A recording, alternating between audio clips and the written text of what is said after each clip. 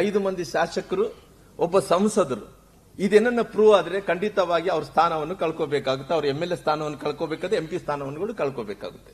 ಈ ವಿಚಾರ ಹೊರಗಡೆ ಬಿದ್ದ ಮೇಲೆ ನನಗೆ ಅಲ್ಲಿ ಲೋಕಲೇಟ್ ಆಗಿರೋ ಕಾರಣ ಇಲ್ಲಿ ಶಾಸಕರು, ಸಂಸದರು ಈ ಹಣವನ್ನು ಎಲ್ಲಿಂದ ಎಲ್ಲಿಗೆ ವರ್ಗಾವಣೆ ಆಗಿದೆ, ಆ ವರ್ಗಾವಣೆ ಆದಂತ ಅಮೌಂಟ್ ನಮ್ಮ ಬಳ್ಳಾರಿಯಲ್ಲಿ ಕೆಲವು ಮಂದಿ ರೈತರ ಅಕೌಂಟ್ಗೆ ಹಣ ಹಾಕಿದಾರ, 25 ಲಕ್ಷ 20 ಲಕ್ಷ ರೂಪಾಯಿ ಹಾಕೊಂಡಿದಾರ.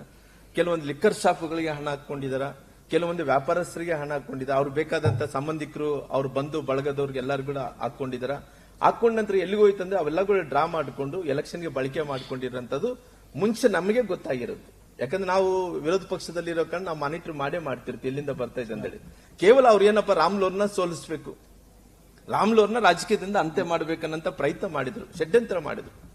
ರಾಮ್ಲೋರ್ ಇಲ್ಲಿದ್ರೆಗಿನ ನಮ್ಗೆ ನಡೆಯಲ್ಲ ಈ ಆಟಗಳು, ಅವ್ನು ಹೆಂಗೊಂದ್ ಕಡೆ ಮುಗಿಸ್ಬೇಕಂದೇಳಿ ಎಲ್ಲಾರ್ಗೂ ಒಂದು ರೀತಿ ಮೇಲಿಂದ ಕೆಳಗಿನ ತನಕ ಎಲ್ಲಾರ್ಗೂ ಒಂದಾಗಿ ರಾಮ್ಲೋರ್ನ ಮುಗಿಸ್ಬೇಕಂದ್ರೆ ಇವಾಗ ಸದ್ಯಕ್ಕಿರಂತ ವಾತಾವರಣದಲ್ಲಿ ಬಿಜೆಪಿ ಒಳ್ಳೆ ವಾತಾವರಣ ಇದೆ. ರಾಮ್ಲೋರ್ನ ಸೋಲ್ಸ್ಬೇಕಂದ್ರೆ ಹಣ ಮಾತ್ರ ಇದ್ರೆ ಮಾತ್ರ ಸಾಧ್ಯ ಅಂತ ಹೇಳ್ಕೊಂಡ್ರು.